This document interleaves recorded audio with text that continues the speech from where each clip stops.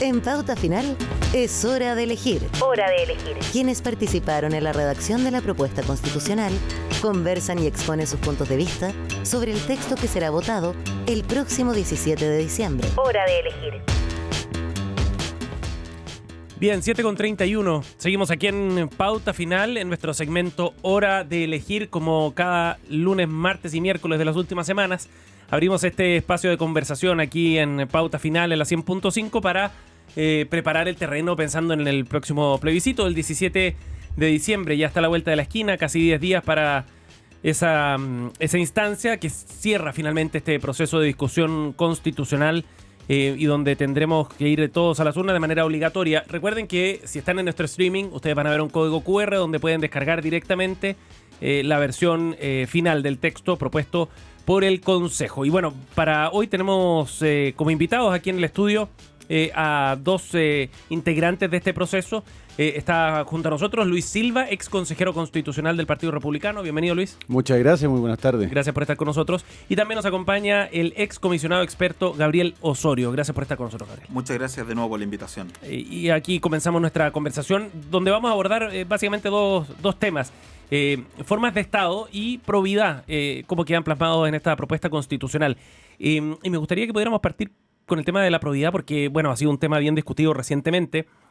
Hay distintos casos de contingencia, digamos, que han puesto este tema como uno de los relevantes en la última semana. Incluso algunos sondeos ya lo muestran también como un asunto preocupante también para la ciudadanía. En términos generales, antes de ir a algunos detalles, Gabriel, ¿de qué forma innova este texto en esta materia, en temas de probidad, respecto a la Constitución que tenemos hoy día?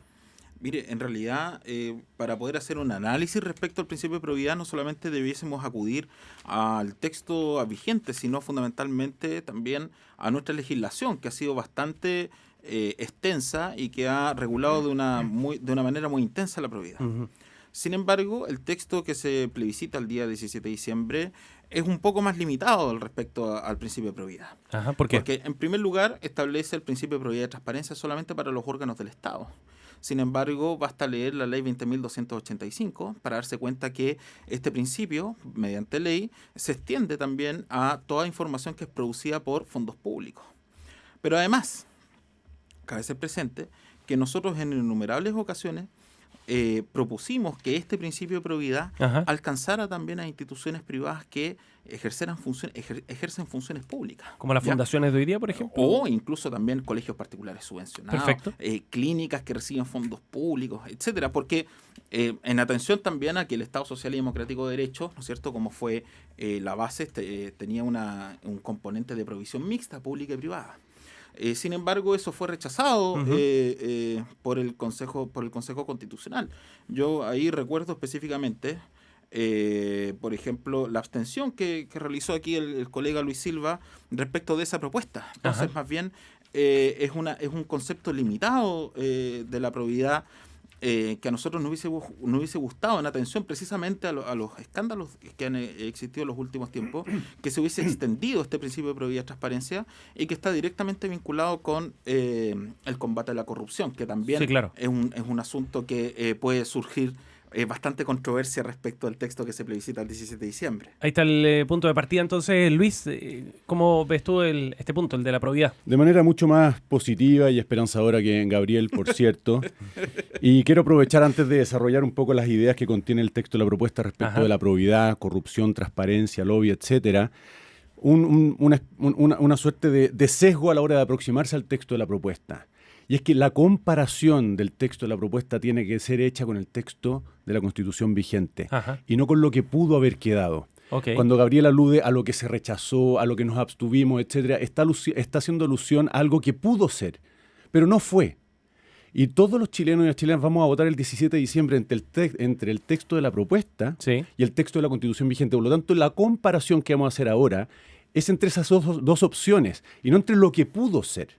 Desde ese punto de vista, el texto de la propuesta nace en un clima en donde la corrupción estaba golpeando las puertas de las noticias todos los días, porque estábamos en medio de la crisis de las fundaciones. El caso Convenios, claro. Exactamente. Y una primera novedad que es muy interesante del texto de la propuesta es que la probidad se explicita como un deber, no solo de los funcionarios del Estado, dígase administración pública, sino también del Poder Judicial, de la Contraloría, de los gobiernos regionales, de las municipalidades. Es decir, se explicita el deber que todos quienes ocupan un cargo de autoridad en este país tienen el deber de resguardar. Tal como se aplica la legislación actual. Eso no hay ninguna diferencia. Bueno, es que eso es lo segundo, porque Gabriel dice, bueno, esto ya estaba en la legislación. ¿Y cuál es el problema? Si la Constitución tiene que convivir con la legislación, y esta es una Constitución muy diferente, no solo de nuestra tradición constitucional, sino también del ordenamiento vigente, y va a empalmar esta Constitución con el ordenamiento que hoy día existe, sin dejar un desbarajuste en toda esta legislación que hoy día regula, ¿no es cierto?, la probidad,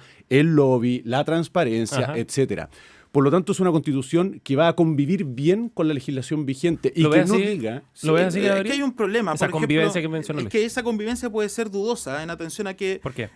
Cuando hablamos, por ejemplo, de la norma que yo citaba, la ley 20.285, que también establece la transparencia para... la información que se produce con dinero público, eso no está en la Constitución y pudiese ser cuestionado posteriormente. Entonces, pero es que no puede ser cuestionado.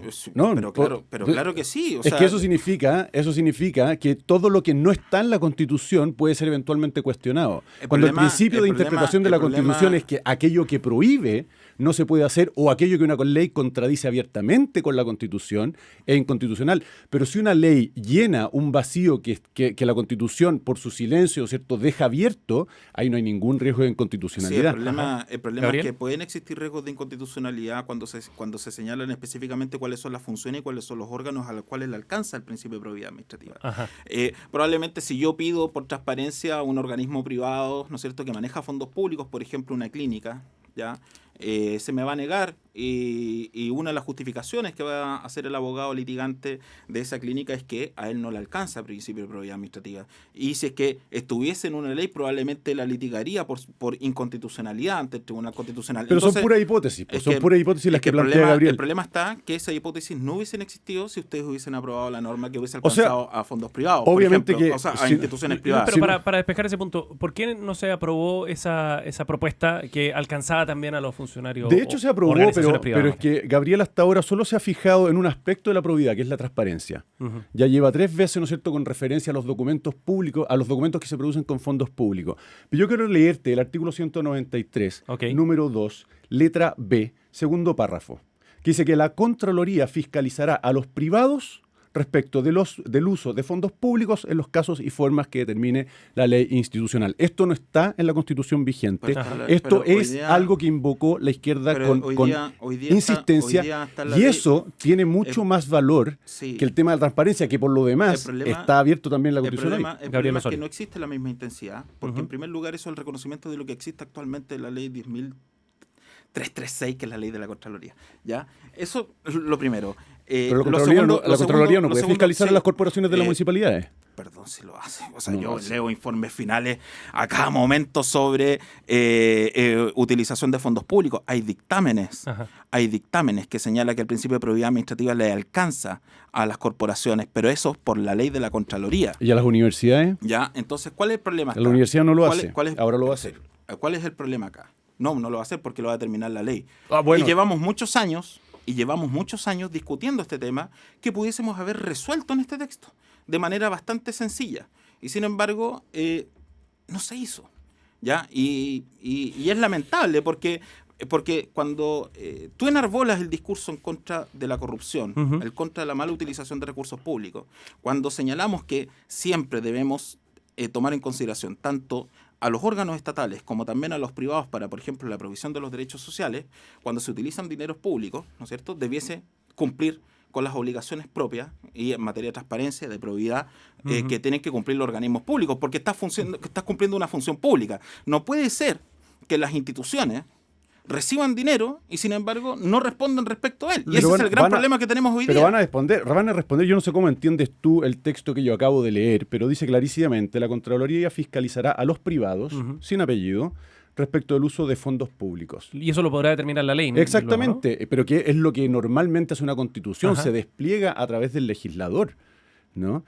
Y por lo tanto, esto es una innovación, y yo querría aprovechar de enfatizar ante la audiencia que tenemos esta tarde, que muchos de los argumentos de Gabriel Osorio apuntan a lo que pudo haber.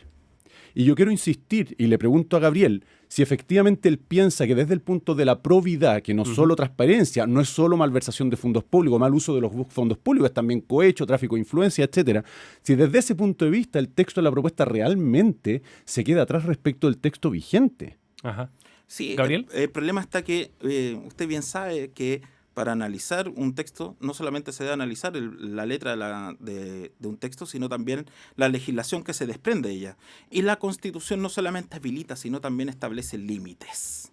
Y cuando se limita las funciones de los órganos públicos, ¿ya?, en el texto constitucional, se puede interpretar entonces que lo que está fuera de ese límite pudiese no estar conforme a la Constitución. ¿Pero en Y qué estás pensando? ¿De qué forma se limita el actor del Estado? Le doy un ejemplo. El dictamen de Contraloría que se refirió a que las instituciones privadas que recibían fondos públicos no podían objetar conciencia para practicar la interrupción del embarazo en 3 causales. ¿Por qué? Contraloría dijo, mire, reciben fondos públicos, cumplen una función pública, no pueden objetar conciencia. ¿Qué pasó? Eso se litigó, se fue al Tribunal Constitucional, perdón, si me deja terminar, fue al Tribunal Constitucional, el Tribunal Constitucional dijo lo contrario, respecto del cumplimiento, ¿no es cierto?, de obligaciones públicas respecto de instituciones privadas que reciben. ¿Pero qué tiene que ver con la probidad, Gabriel? ¿Qué tiene que ver con la probidad? Pero claro ¿Qué tiene que ver con la corrupción? No, Yo quiero recordarle a la audiencia que la probidad y la corrupción en Silva. principio son deberes que afectan a los funcionarios públicos. Aquí Gabriel está introduciendo una confusión enorme al tratar a privados y funcionarios públicos como si tuvieran el mismo estatuto. Hay que recordar que las personas que están en la administración tienen una responsabilidad especial, no solo porque manejan plata como lo hacen los privados, no solo porque manejan platas públicas como lo hacen los privados, sino porque están en una posición preferente respecto del privado. Y eso implica obligaciones que no corren respecto del privado. Y los delitos de corrupción son respecto de funcionarios públicos. Y los deberes de probidad se refieren a funcionarios públicos. Es muy interesante. Por lo tanto, esta confusión es importante esclarecerla. No es una confusión cuando tú cumples funciones públicas, que es lo que estamos llamando, ¿no es cierto?, en este texto. Pero hay un punto aquí súper importante que acaba de tocar Luis, que dice relación con la corrupción. Sí. Y respecto a los funcionarios públicos. Yo lamento que haya quedado mal redactado en materia de, por ejemplo, la muerte cívica aplicable a los funcionarios públicos. Porque cuando existen escándalos de corrupción, ¿no es cierto?, que además no se condenó el escándalo de corrupción entre privados, perdone por el querer y no por lo que es. Los privados no incurren en delito de corrupción, Daniel, y tú lo sabes bien. El problema está que respecto de quienes corrompen funcionarios públicos, la muerte civil no les alcanza. Todavía no alcanzo a determinar por qué se hizo esa distinción. Los privados, por ejemplo, aquellos, ¿no es cierto?, que se organizan para... hemos conocido casos recientemente, Hemos conocido casos, por todos conocidos, ¿no es cierto? A todos esos privados no le alcanza la muerte civil. Y perdone, tampoco el Código Penal en todos los casos en que existen delitos de la función pública les alcanza la inhabilitación perpetua para ejercer cargos públicos. Algunos de ellos después pueden ser incluso ser hasta asesores o candidatos. Entonces, perdón que lamentablemente haya existido esta distinción que aún no sé cuál fue el objetivo. Aterricemos esto un caso bien concreto. Estamos junto a Luis Silva, ex consejero constitucional republicano, y Gabriel Osorio, ex comisionado experto. Ahí sí, aquí en Hora de Elegir, en Pauta Final. Luis, el caso Fundaciones, por ejemplo, si es que se produjera con este texto implementado ya como texto constitucional, ¿habría sido más fácil o más difícil perseguirlo? Aterricemos el tema a un asunto bien concreto que para la audiencia además es habría tenido un respaldo político mucho más robusto que el que tiene hoy, que el que le ofrece hoy la Constitución. Evidentemente que la eficacia de la prevención y la persecución de la corrupción pasa en primer lugar por la legislación y los organismos y sus recursos. Ok, Gabriel. No perdamos de vista eso. ¿Qué dice respecto a eso? Un segundo, para cerrar esa idea. Es que yo no ¿Es lo posible veo hacer ese escenario hipotético? Yo no lo veo así, porque Okay. igual el respaldo político se tiene que traducir en efectos jurídicos respecto a la persecución de la corrupción. Okay. Y eso no se ve acá. Gabriel, y respecto a la Agencia Nacional contra la Corrupción, la ley va a crear una agencia nacional, ¿no? En esa propuesta constitucional. Artículo 8, me parece. ¿Significa una innovación y un avance? Mire, la verdad, en primer lugar, si usted ve la experiencia comparada, nunca ha sido recomendable crear estas como agencias anticorrupción. ¿Ya? El caso de Brasil, por ejemplo, es un caso que no es muy recomendable. Pero sin perjuicio, ya, no miremos el derecho comparado porque puede ser algo externo. Hay gente que es muy nacionalista. ¿Ah? Y veamos el problema de la agencia anticorrupción. Ajá. Primero, no se le otorga facultades a la agencia anticorrupción. No sabemos quién la va a dirigir. No sabemos cuál va a ser la jerarquía dentro de los órganos de la administración del Estado. Además, se le señala solamente un deber de coordinación respecto de los órganos que buscan la transparencia y el combate a la corrupción. Órganos como, por ejemplo, Contraloría General de la República o el Ministerio Público. Entonces, la primera pregunta que surge para cualquier estudiante de Derecho Administrativo es: ¿quién manda ahí? Ajá. ¿Quién va a mandar? ¿Manda el Contralor? ¿O la agencia anticorrupción le dirá cómo tiene que perseguir la corrupción o cómo tiene que respaldar el principio de probidad? Luis. ¿O va a mandar el Ministerio Público? Y es algo que no está, lamentablemente, no está respondido. Y Dejemos perdón, que- sí, que- no está que Luis respondido pueda por responder eso. Me parece que los problemas que plantea Gabriel, que son perfectamente legítimos, son propios de la discusión legislativa que tendrá que tener lugar una vez que se apruebe esta Constitución. Pero aquí nosotros, quiero recordarlo al panel aquí y a la audiencia que nos sigue esta tarde, que hay que comparar el texto de la propuesta con el texto de la Constitución vigente. Y Gabriel Osorio constantemente sale con lo que pudo haber. Lamento que esto no haya alcanzado a los privados. ¿Cuáles son las hipótesis en que podría crearse o las hipótesis problemáticas de la Agencia Nacional contra la Corrupción? Pero Gabriel, centrémonos en el texto y comparémoslos con lo que tenemos. Y responde si desde el punto de vista de la lucha contra la corrupción, desde de los deberes de probidad, este texto es más robusto o no. Yo quiero recordar lo que decíamos al principio. O Este sea, es la un respuesta texto que evidente que no, expande. si no tiene funciones. Este texto expande los deberes de probidad a los parlamentarios, al Poder Judicial, le hace caso Leiva, con la Constitución, caso Pero Leiva, sí, el diputado artículo- Leiva, Leiva, diputado Raúl Leiva, el del con Partido la artículo aprobación de esta el Constitución, artículo ese 8 caso actual- sería inconstitucional, el artículo no podría. 8 el artículo 8 Expande actual el es deber el a deber los de De probidad uno, gobiernos por favor, regionales, de uno, para expande que- el deber a los gobiernos regionales, a las municipalidades, Ok. e incluso a los parlamentarios, lo cual también es una novedad, ¿no? El mismo artículo 73, número 3, dice que la ley institucional, ¿no es cierto?, establecerá las normas especiales especiales de probidad, transparencia, cuenta pública participativa para los parlamentarios, cosa que hoy día no existe. Gabriel. A ver, primero, la probidad alcanza a todos los órganos de la administración del Estado. O sea, a todos los órganos del Congreso Estado. no es un órgano de la Perdón, administración. o sea, es un órgano del Estado. De la administración no. Sí, pero el artículo 8 dice órganos del Estado. ¿Ya? Eso es lo primero. Lo segundo, hay un asunto muy interesante que se dice. Cuando se trata de enumerar a instituciones que hoy día alcanzan el principio de probidad, tal vez es para engordar el argumento, pero en realidad eso ocurre hoy.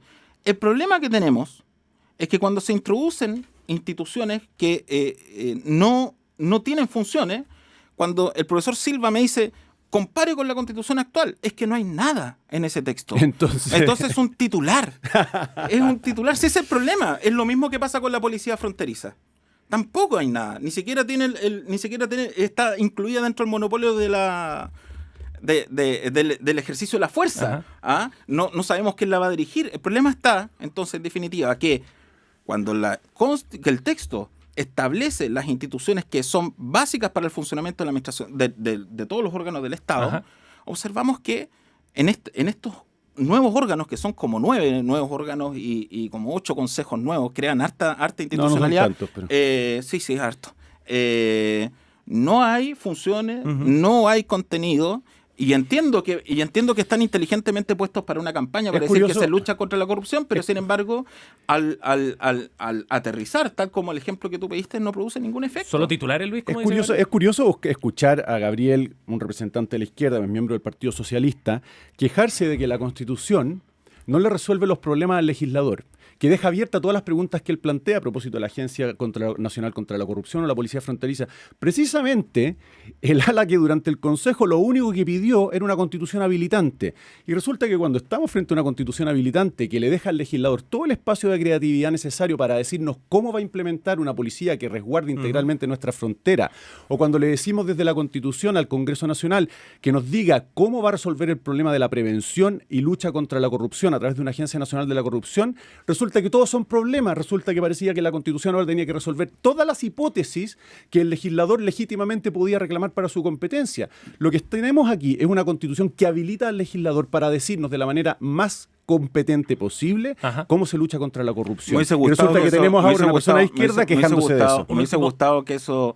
esa habilitación hubiese existido en Estado Social y Democrático de Derecho o en derechos sociales. Parece que ahí el interés fue más importante y finalmente determinaron la única manera en que se pueden proveer esos derechos. Pero eso es otra discusión.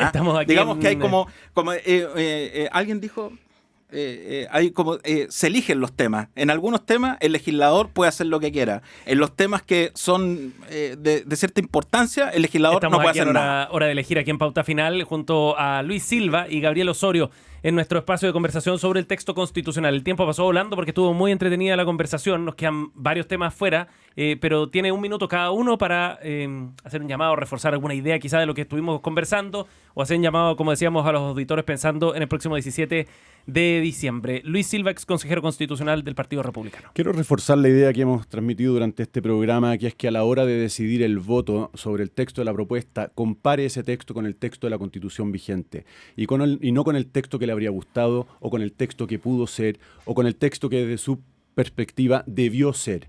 Porque la opción el 17 de diciembre es o el texto de la Constitución vigente o el texto de la propuesta constitucional. Y desde el punto de vista de la corrupción y la probidad, el texto de la propuesta constitucional ofrece ventajas muy robustas en comparación con lo que tenemos.